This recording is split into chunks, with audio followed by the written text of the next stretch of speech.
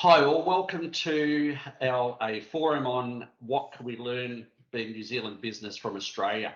I just want to introduce myself. I'm Gareth Marriott. I'm the Managing Director for OCS New Zealand. And it's a great pleasure that I can welcome everyone on the call today.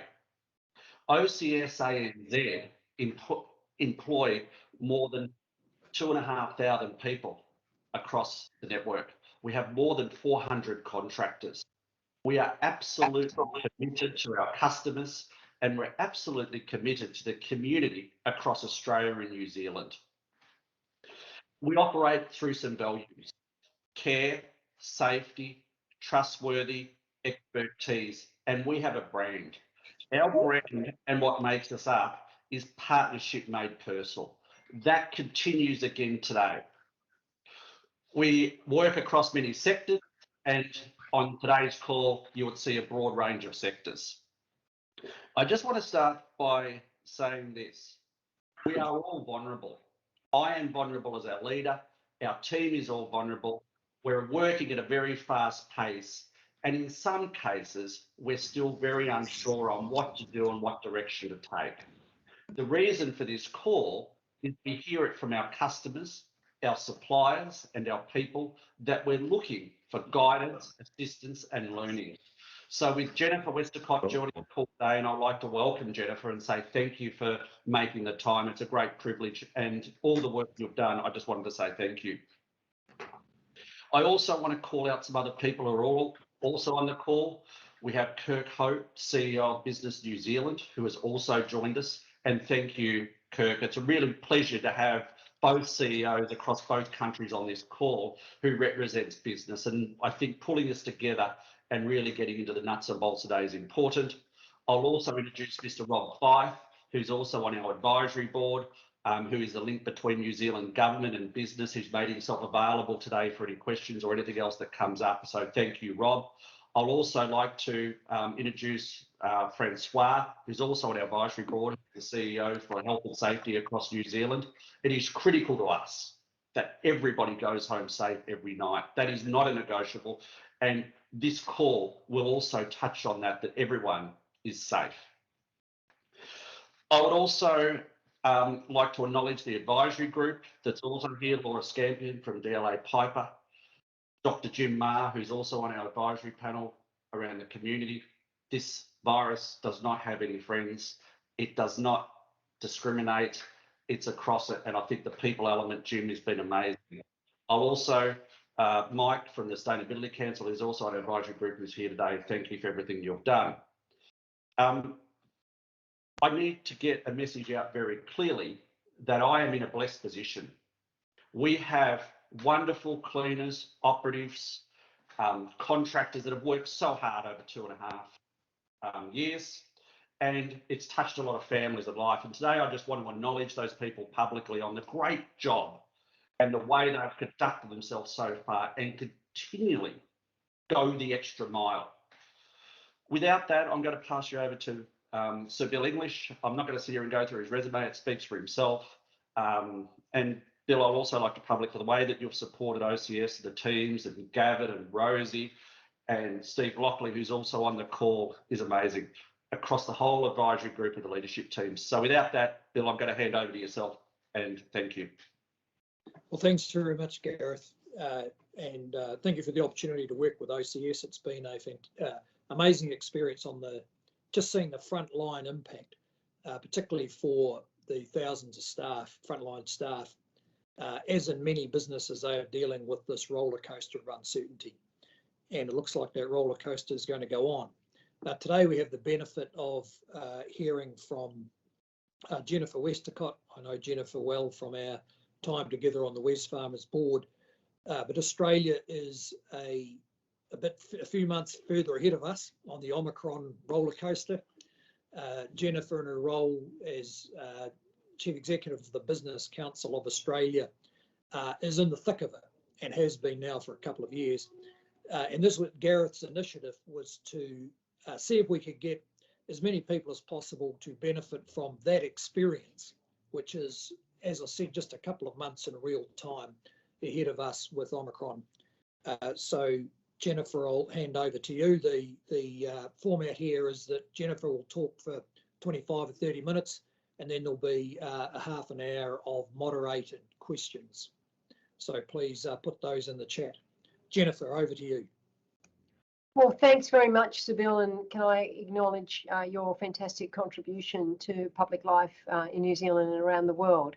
As is our custom and practice in Australia, can I begin by acknowledging the traditional owners of the land that I'm on today, the Gadigal people of the Eora Nation, and pay my respects to their elders past, present and emerging. It's really timely that we're together today, and can I congratulate Gareth and Sybil for organising what I hope is a really informative session. I want to start by looking at some of the advantages you've got, then I'll run through the state of play in Australia, and then I'll share some of our key lessons.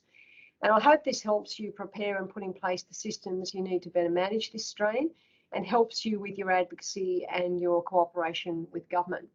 So let me just go to your advantages. And my first message today is that you are actually in a very advantageous position, because you're able to learn from what has been done well in Australia, what hasn't been done well.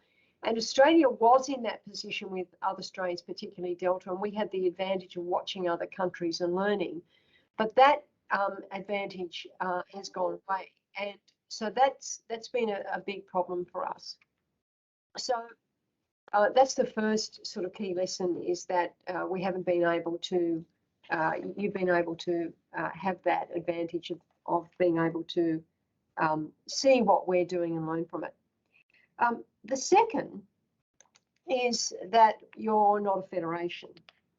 And I think the benefit of that is that you don't have one of the biggest problems that we've had, that we had this patchwork of different ideas from state governments that were very problematic and very, very confusing. So that's a kind of key advantage that you've had. So let's just look at kind of the state of play. Let me look at where we are in Australia. So there have been more than 2.2 million known cases of Omicron here. There are currently 360,000 active cases. Our numbers tell us that about 40% of workers in our membership were sidelined from the workforce in January, and this was largely due to the Delta close contact rules being applied irrespective of the strain of virus, and I'll come back to that later. I believe many small businesses have put the shutters up, but those closures are yet to show up in statistics, and we might want to drill into that in Q&A. On the positive side, employment in Australia is at a record high of 13.2 million people. The unemployment rate is at a low of 4.2% and is forecast to fall even further. But the flip side is that we're facing massive labour shortages. And I think there's a naive optimism about the long-term effects of population decline and a reduced skill migration program. And while governments here are actively trying to do stuff about skills, it's just not going to solve the problem in time. So the biggest issue, I guess, in terms of our current state of play is this big labour shortage and the dilemma that many businesses have got, particularly small businesses, that they actually don't have the scale of staff to operate at full capacity, so they're instead deciding not to reopen at all. When it comes to Omicron, though, in terms of the epidemiology and the health stuff, and I'm not an expert on this, what we know is the strain is 2.7 times more infectious, but 75% less severe. Now, we didn't know that at the beginning, and this is really, I guess, the first kind of key takeout. And we also know that the vaccine is very important in respect to the virus. Unvaccinated people make up half of the patients in ICU, but account for, in our case now, just 6% of the population. Vaccinated population 12 times more likely to enter intensive care. So that's just a little bit of a kind of where are we? And the first lesson that I want to share with you today is do not apply the Delta rules to manage Omicron. And we did not have the epidemiology that I've just gone through. We did not do that fast enough. We didn't understand virulence versus impact. We didn't have enough information about severity, so we continued with the Delta isolation and close contact rules. Other countries gave up on that very quickly. We held on to those Delta principles, and that's been a huge problem and took a lot of people out of the workforce. So my first piece of advice is to encourage your government to quickly abandon the Delta settings. And it's paramount that you don't wait until case numbers start to exponentially grow to make that change, because you will find the crippling labour shortages that we have had here. So at the moment in New Zealand, your close contact rules are defined as having spent more than 15 minutes indoors with a mask-less positive case, as a person without a mask on. Now here in Australia, those rules have changed. I'll explain why in a minute, but let me give you a rundown. Close contacts are defined in most parts of the country as household contacts or anyone you have spent more than 4 hours with indoors. Isolation periods are down to 7 days for positive cases and contacts, apart from the Northern Territory where it's double if you're unvaccinated. Western Australia still requires 14 days isolation, not dissimilar to New Zealand, but they do have a plan to reduce that in line with the national plan. And I'll talk about the importance of those rule changes in a moment, because what we've witnessed when we used the Delta approach to both isolation of positive cases and close contact is that it took 40% of people out of many of our companies, and it was the thing that created the constraints in supply chains and the availability of critical workers. That brings me to lessons 2, which is about understanding the strengths of your supply chains now, understanding how they are impacted by the close contact rule. So if you apply your current settings, now imagine the sort of case numbers per head of population that we're seeing here, and see what that would do to your workforce, and understand how those supply chains are affected by isolation, and understand in detail how they're impacted by density limits.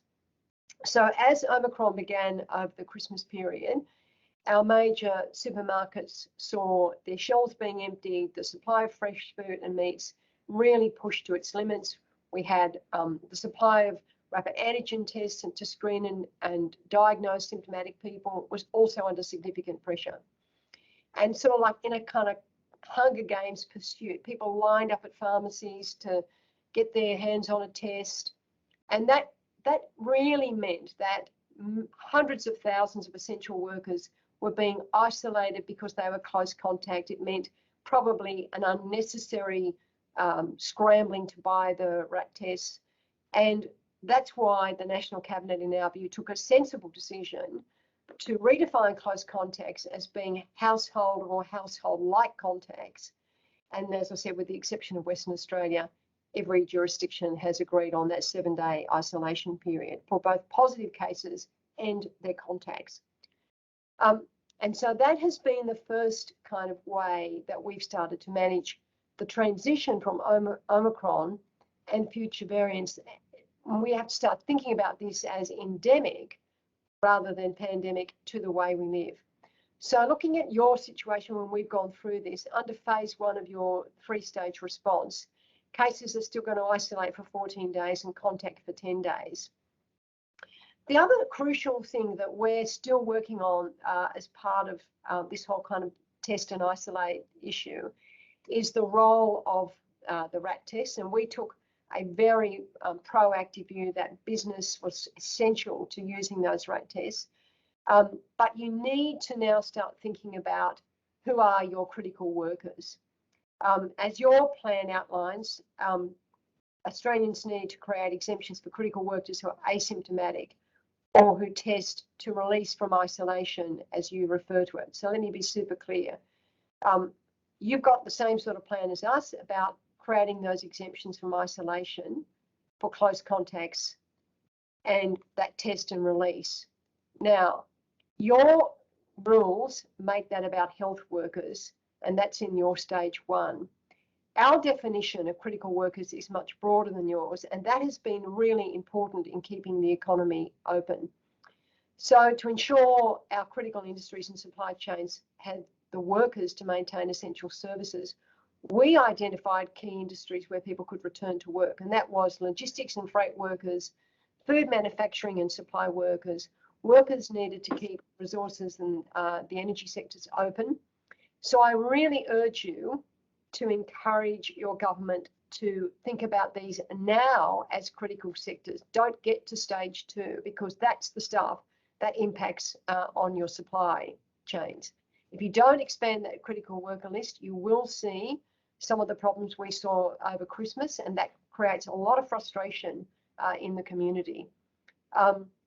Again, as I said earlier, you don't have the problems of having a federation, but some of the best practices that we're happy to kind of share in detail in Queensland, where workers can come as soon as they test negative using the RAT test, and they have an obligation to register with the state government. Queensland also allows those workers to use the RATs to leave isolation on day 1 and then do a screening test on day 6, unlike other jurisdictions that require daily screening tests. So put simply, you should act quickly to identify a system that allows you to give the greatest business continuity as you move to phases 2 and 3 of your system, and this will allow you to mobilise workers more efficiently. So really important that you expand the definition of essential workers and do what particularly Queensland's done here, which is allowing people to return as soon as they get a negative test, and then allowing the RAT test to then be used on that day 6. We can come back to that in Q&A. You know, we're starting to see some of these supply chain issues start to impact on our Trans-Tasman relationship, and we're starting to see that turn into kind of big price hikes, and so particularly with food and wheat, you don't want to be in the problems of suffering sort of big shortages there. So first message, start getting those essential worker lists changed. My third lesson is skilled migration, and we cannot underestimate this enough about the importance of skilled migration and open borders. Businesses are going to struggle with shortages due to the isolation rules. Even with those changes I've suggested, you're still going to struggle, as we are, and it's more important than ever to find a way of getting skilled workers into the country. As I said, some of our members have experienced labour shortages of about 40%, and we have lost over 600,000 temporary skilled migrants, and that's over 40% of the pre-pandemic total. So, you know, this is really problematic for people, and so we've got to find a way both here and in New Zealand to get skilled migration going again. Obviously, tourism visitors have driven the decline down by 90%. International students, backpackers, skilled migrants have all been hard hit. And of course, they are in many respects the workforce that underpins sectors like the hospitality sector. So this is very important, and this was a huge problem for us, kind of the flow of arrivals, the limited role of international students, the tight bottleneck of state government quarantine places. So the first thing, of course, is to, if government's not willing, and I'll talk about what the Australian government's done in a minute, then think about a scheme. So we started a scheme. We didn't need it eventually because governments kind of made the rules easier. But we looked at a industry quarantine scheme, and that was developed with Aspen Health, and we set up a non-government organisation that would allow industry partners to basically go through Aspen Health, make sure that they ran the quarantine, made sure that this organisation did the kind of visa allocations. We got the Department of Home Affairs to agree that they would allocate sort of bulk visas, and then Aspen Health would bring people in, they would manage the quarantine, and they do that on a fee-for-service basis for companies. So again, happy to share the detail of that if the government isn't willing to budge on that.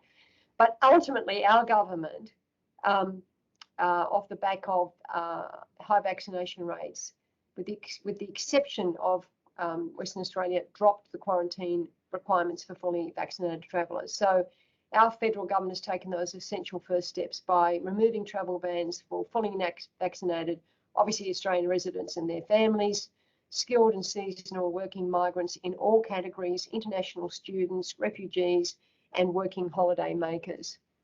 For those not fully vaccinated, including returning Australians, they're required to have a 14-day quarantine arrangement, and travel caps are still applying.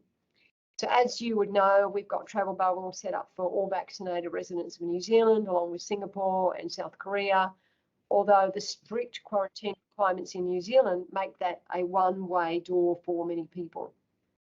Our Prime Minister has also recently flagged that all temporary migrants, including business travellers, tourists and other visitors, will be welcomed again in the coming months.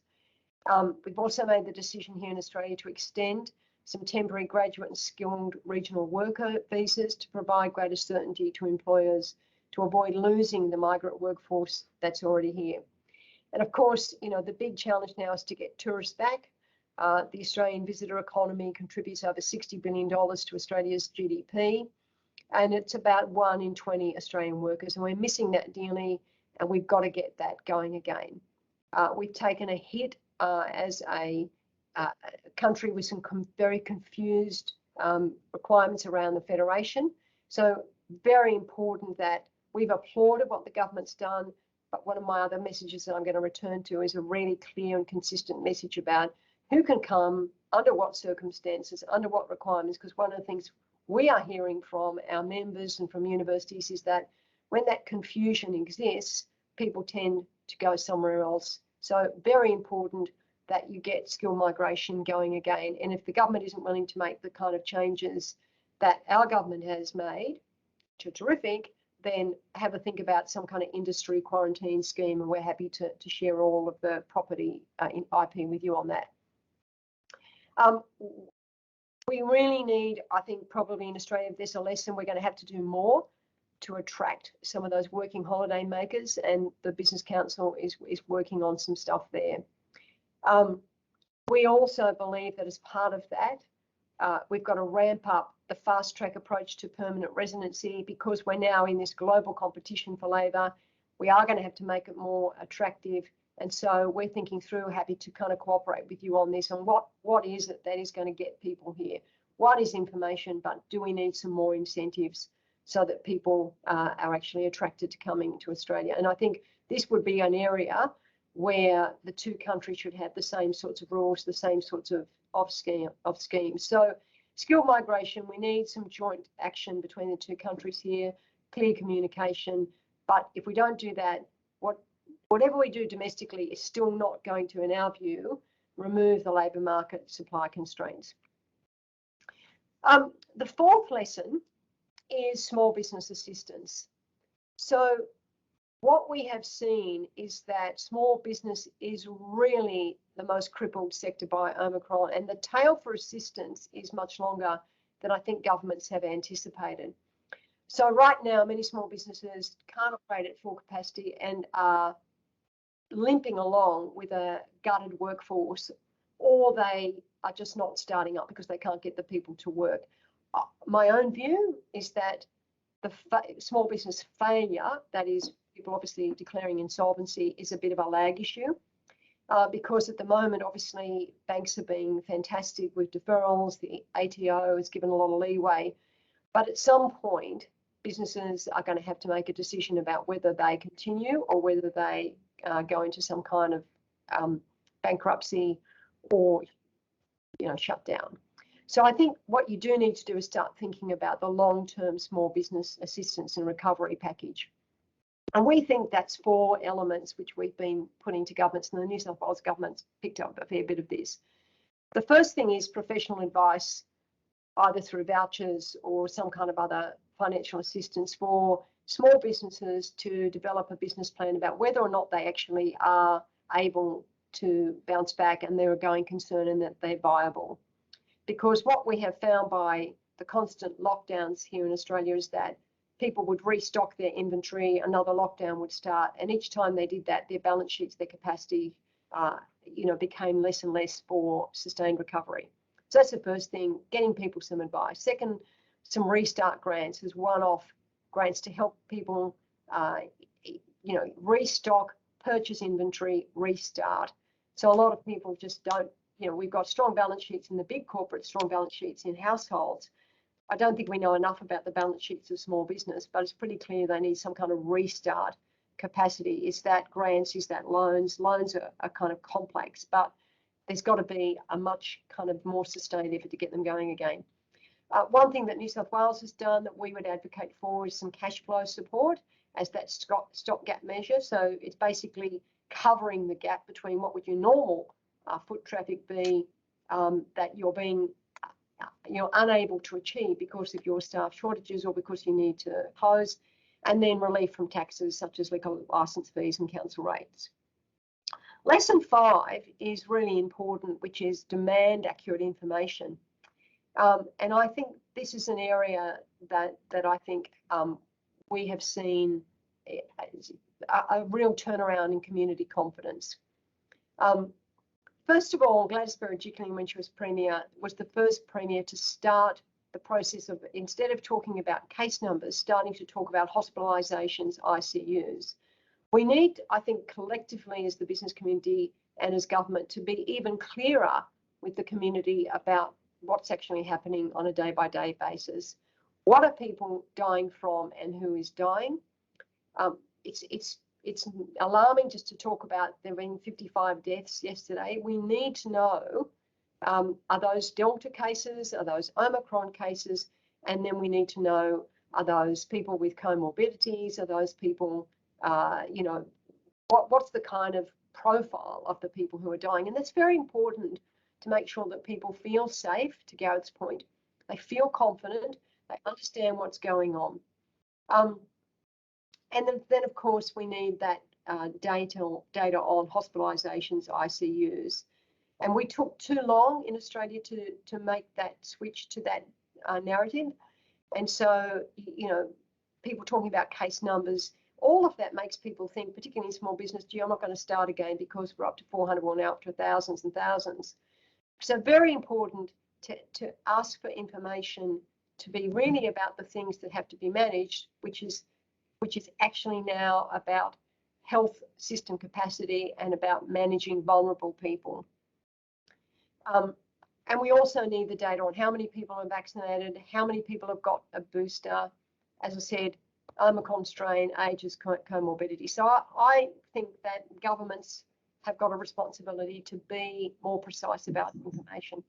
Lesson number 6 is hospital preparedness. Obviously not a business council matter, but it's important that there be some kind of sense about what does hospital capacity look like, and there's lots to learn from Australia there.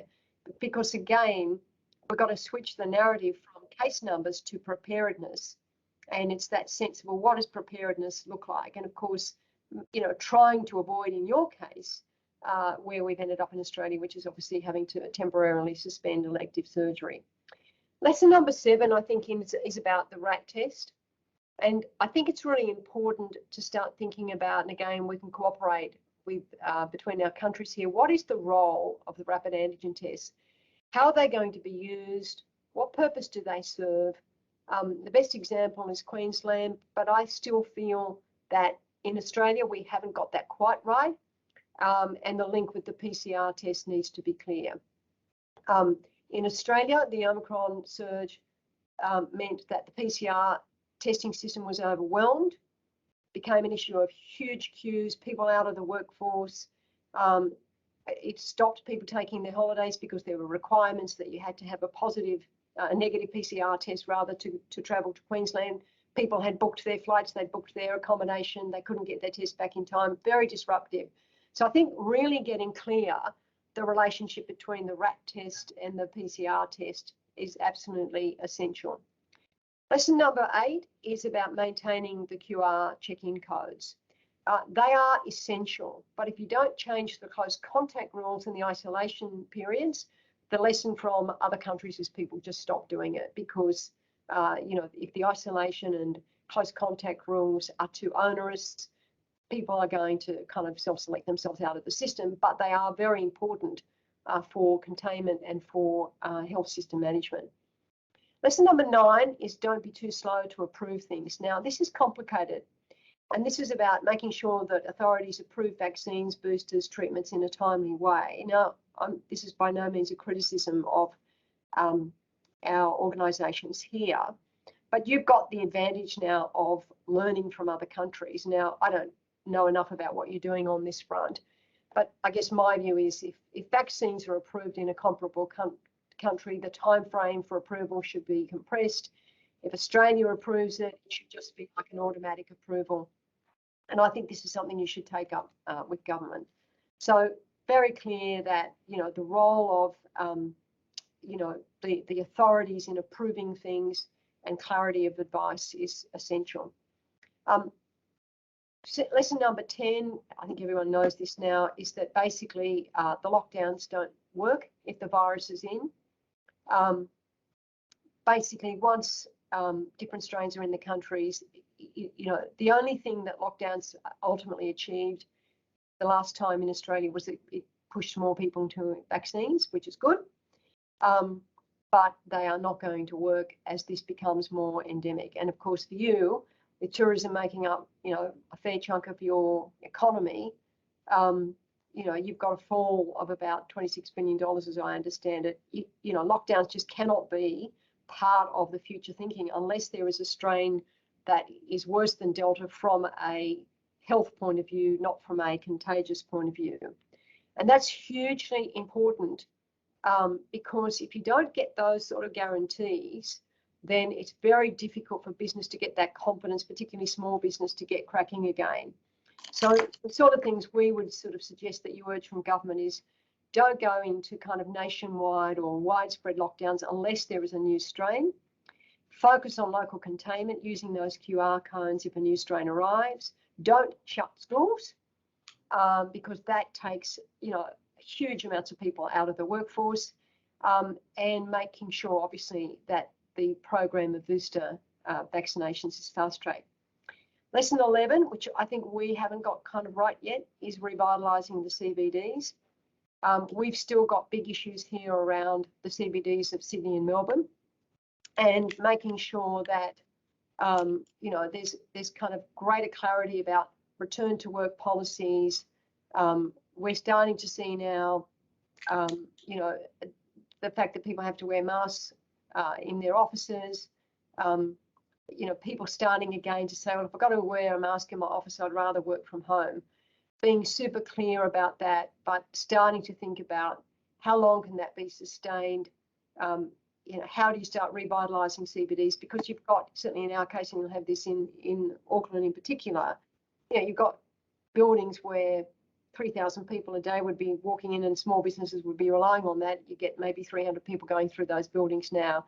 So what we are still seeing is that small businesses in the CBDs and in the big suburban shopping areas, we've got to do more in Australia to make sure that we get those going again. And Omicron has made that much more complicated. Victoria and New South Wales have encouraged people to work from home until February, but it's not a public health order, so people are a bit confused about that. So our multinational companies, one of the things they say is we want real clarity about what's the advice that we need to give to our workers. So, you know, asking the questions, well, you know, will masks be required in offices for fully vaccinated people? Will there be an ongoing workplace vaccination program so people can use their booster shots? When will you encourage people to work 1 or 2 days a week? Can you encourage people to enjoy CBD-based activities? And the crucial learning from Australia is that the public service has to go back simultaneously with the private sector. So, you know, that's one thing you want to think about. I've already talked about lesson 12, accurate communication with the rest of the world. You're either shut or you're not, but you're in the middle. Students, tourists, you know, workers, particularly in those sectors where people are pretty mobile, they will choose other locations. International students have got lots of choices. There's a lot of competition, so if the message is confused, you know, you're going to lose that to other markets. We've sort of fixed that up, but again, having a federation that sometimes doesn't work as efficiently as it should has made that harder.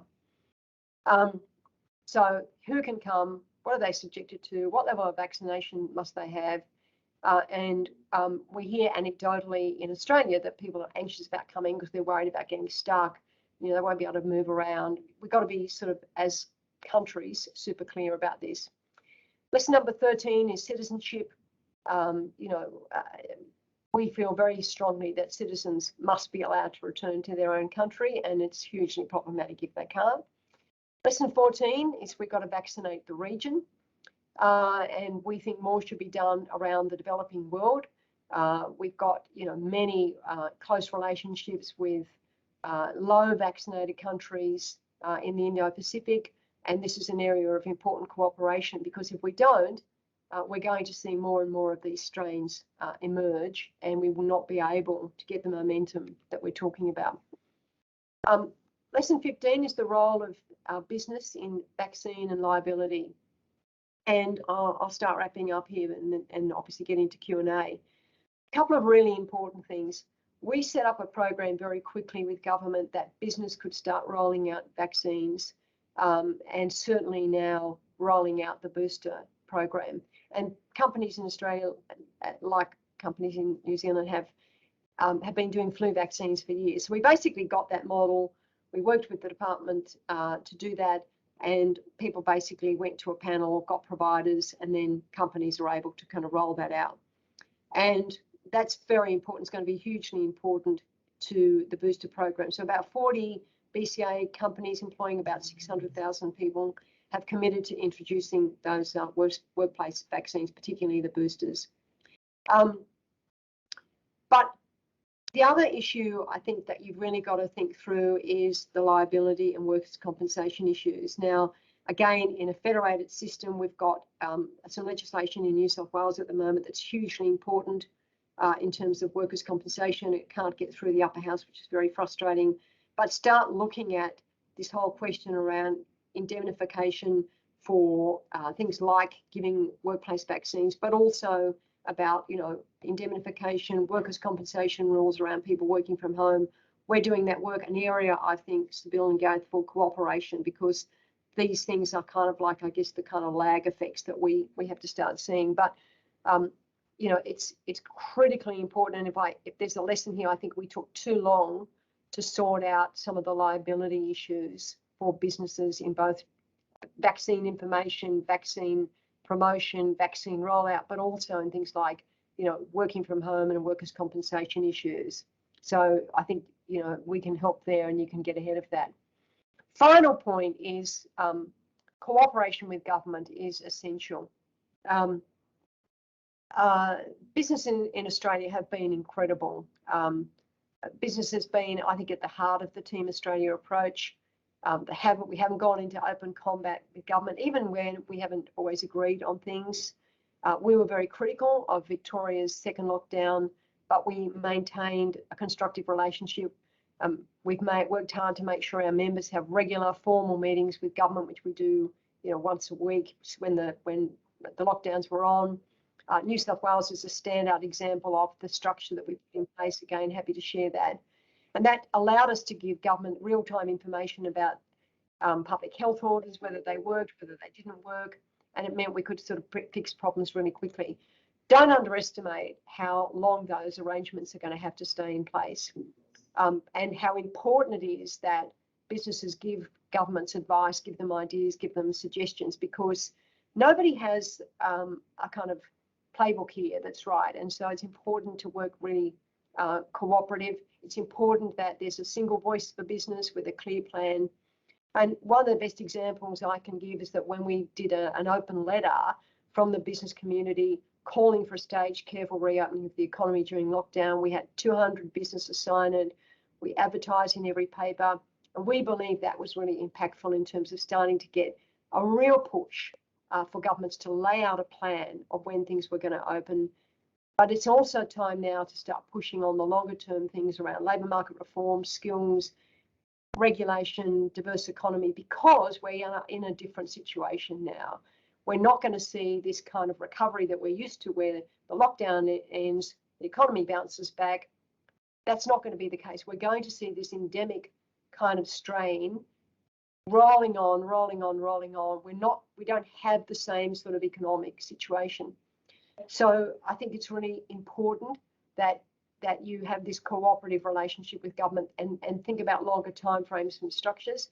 And also that we lead by examples, like, and I know Gareth has done this, pay people when lockdowns occurred, take a really careful approach with customers. All of those things have been hugely important in Australia. I know many New Zealand companies have done the same thing.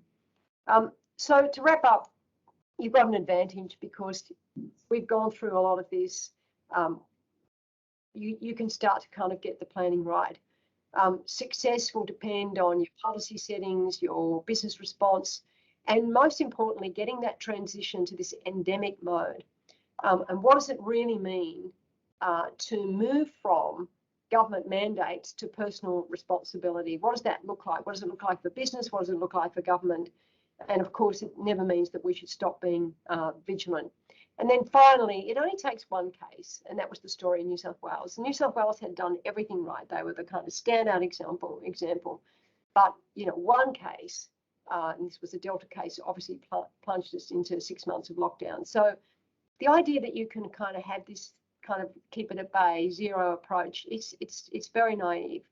So it's important that all of us advocate for change that keeps people safe, but recognises that with Omicron, we are in a different world of an endemic situation that is going to go on, and we have to find a way of living with that and making sure that we allow our economies to bounce back, but sustain that bounce back and then manage that ongoing growth, because the kind of prosperity of our citizens enormously, and we've got to make sure that we can paint that medium-term, long-term picture for people about prosperity and their rising living standards. So, Sybil, Gareth, I'll stop there. Happy to open it up for questions. Okay, thank you very much, Jennifer. There was a comprehensive run across it all. Now, we've got some moderated questions here to come through. So, Selena, who's putting that question forward? I can jump in here, Bill. We've got a few questions that came through prior to the session and a few that have popped up since. So if we start with Patrick, wanted to know what might be those additional incentives for working holiday makers?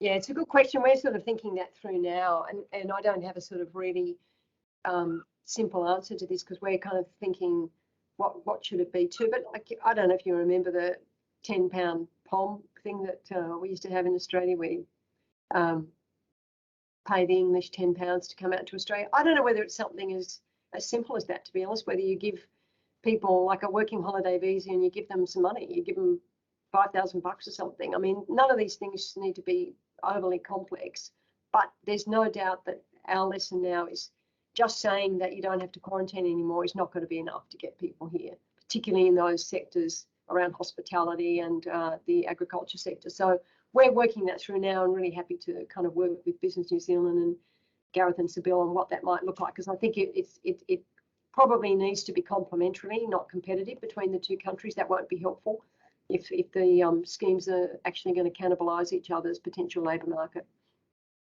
Getting international students back, though, is super important because they are, I'm using this expression for want of a better one, they are the feedstock for a lot of the hospitality employment. And so making sure universities can make the offers, I mean, we're obviously into February, but making sure that those students get on the ground as fast as possible is hugely important. Thanks, Jennifer.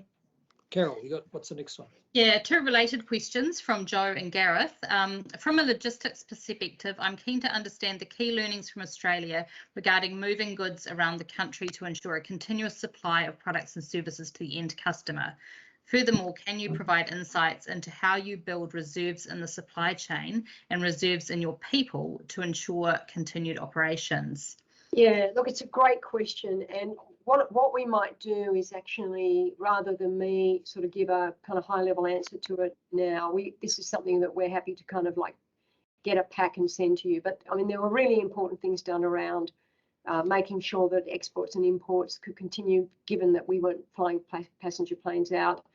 Really important things that were done that were really simple. For example, we used to have in Australia a curfew on deliveries after certain times. That got removed immediately to stop supermarket shortfalls. So things like that. So looking at anything that, the first step I'd take is to look at anything that actually causes a problem with the movement of people and goods and services, because, you know, that supermarket rule that we had, this was way back, where there was a curfew on when a Coles or a Woolworths could get a delivery, that got removed. Now, obviously, we're very strongly agitating that that remain in place and that that not be reinstated. I'm sure that will be contested space. So things like that. But what we'll do is put, maybe Gareth Seville, we'll put a bit of a kit together on this based on mining companies. The other thing, you know, it really does have a kind of sectoral dependence. Like the mining companies were very quick to get very clear arrangements for their workforce, very kind of almost like the sporting stuff in terms of kind of safe bubbles. So it sort of is different across different sectors, but making sure that, you know, you start to kind of do a quick audit of what is constraining that, and we can give you that. I think it's rather than me going into all the detail, but we'll give you what Coles and Woolworths did, we'll give you what the miners did, so that you can see how they actually managed it, and then what we did with this import-export arrangement, where, because we weren't having passenger jets, which normally take about, I think, 70% of the freight out, how that has been managed. But you know, this is actually, I still think, the lag issue that we're going to see as well, that supply chain issues still haven't been sorted, and now we've got other issues in the global system that might put a constraint on those as well. Yeah, there's a bit of a risk here. The policymakers are, you know, taking a gamble here that they can pick the time when they have to give way to Omicron. Yeah. And because they have very little experience of supply chains, it's likely they'll pick that too late. Exactly. Because you'll have significant chunks of your workforce out. And in Australia, that's been the single biggest constraint, is just no people at the distribution centres. Yeah. And if there's a single simple message that I can leave you with today, it's to not allow, it's to get government to change that view, because this is kind of like exponential, this thing. Like, you know, and I remember when we were shutting down Victoria at 9 cases for Delta, you know, and then Melbourne went into lockdown. Now you've got, you know, the kind of case numbers I gave you today. You cannot wait for the case numbers to be at 100,000 or 50,000, because by day 2 it'll be 350,000. And if those Delta rules stay in place, that's a lot of people out of the workforce. So I think, you know, if there was a single message, it's to get those settings around essential workers, isolation periods, close contacts, the role of the RAT test, you know, and giving this kind of guide that we're happy to work with you on to government to say, you've got to do this now. You cannot wait for stage 2, because the experience here, and the Prime Minister, you know, I think was very open about this in his press club speech this week, that just was too late for us. By that time, a lot of people were just out of the workforce. Carol, next question. Yeah, we've got Kirk Hope on the call from Business NZ, and he had a couple of questions. Kirk, do you want to ask them directly? Yeah, sure. Thanks, Carol. Just obviously want to acknowledge the opportunity, Gareth, and thanks, Jennifer. So I found myself nodding a lot through your presentation, you know, a lot of really similar experiences. A couple of questions, actually. From you talked about the pivot from elimination that has operated in some states and through the health system. In your experience, which were the states and the health systems which pivoted to kind of a more endemic state more quickly? And is there anything that we can learn from that? I mean, you've sort of given us quite a lot in terms of the isolation rules and those sorts of things. And kind of in addition to that question was, when you're living with it, how does the interaction between the RAT tests and the PCR tests work, and does it work in practice? Yeah. Jess, you might jump in here because you've been dealing with some of the agencies a bit more closely. I think the way that I think this is still an issue, Kirk, for us to sort out, which is what is the role that the RAT test plays with the PCR tests, and making sure that people aren't just doing RAT tests, you know, because they want to do one every day. I mean, there's, you know, like what's the kind of circumstances that you need to do them. So critical workers should be doing them in critical industries.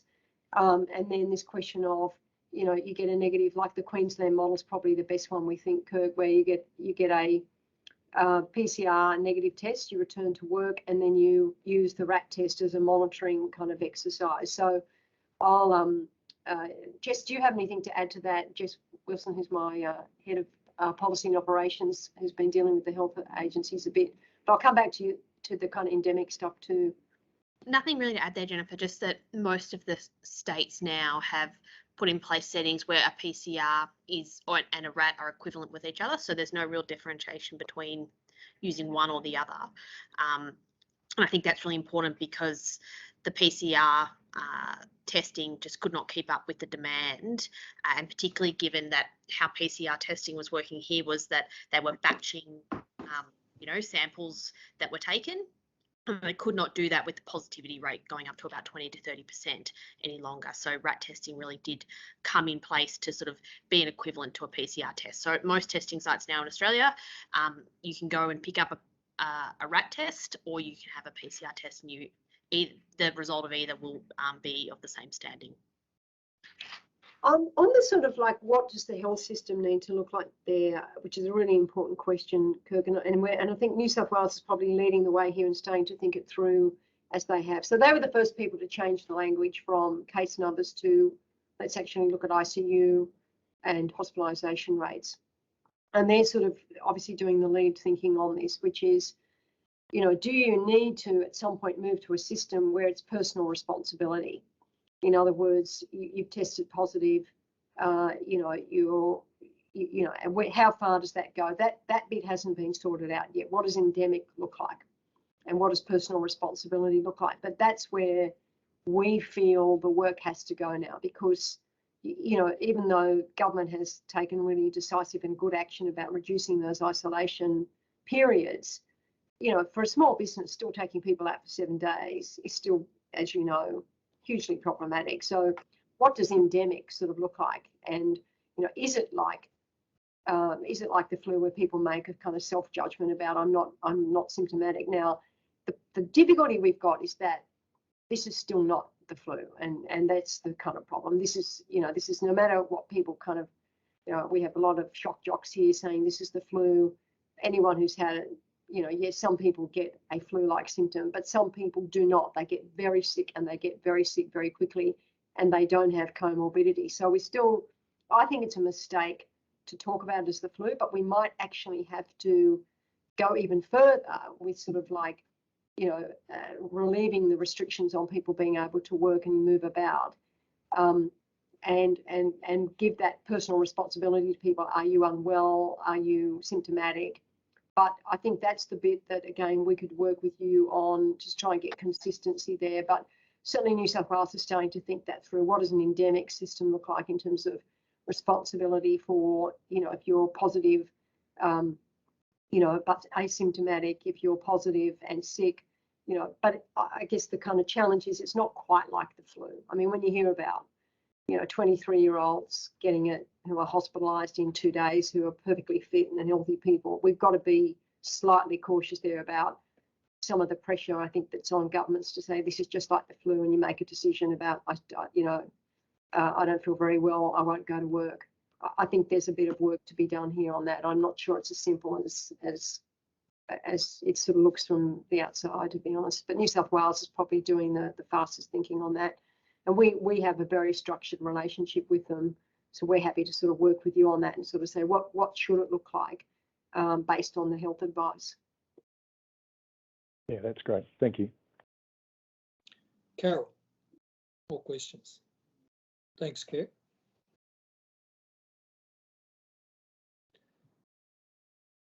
Jennifer, can I just I suppose we're actually getting near the end of the time, so I suppose we could sum up anyway. I just want to just check some key points, because I think that there's quite a productive opportunity here with yourself and Kirk and others perhaps. So one is just to check that the argument about the isolation rules is partly about the extent of them.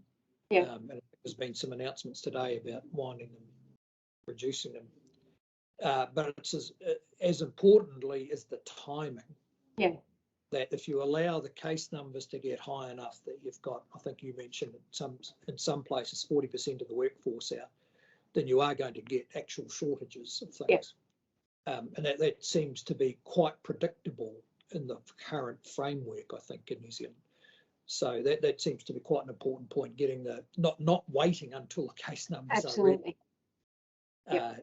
But so that's one. And the second thing, which is pretty uncertain here, is the role of the RAT test. Yep. I think quite contrasting views across between Australia and New Zealand. New Zealand, it's fairly restrictive, and I think people here would be surprised to know that they're regarded as equivalent. Yep. In Australia, but and again, that's something that looks quite predictable, doesn't it? That as the case numbers rise, the queues for the PCR are going to get long because everyone's going to want them. That's right. And I think a third point you've made there that's really quite important is I hope this conversation will be something of a stimulus to it, is to plan ahead for the endemic time. Yeah.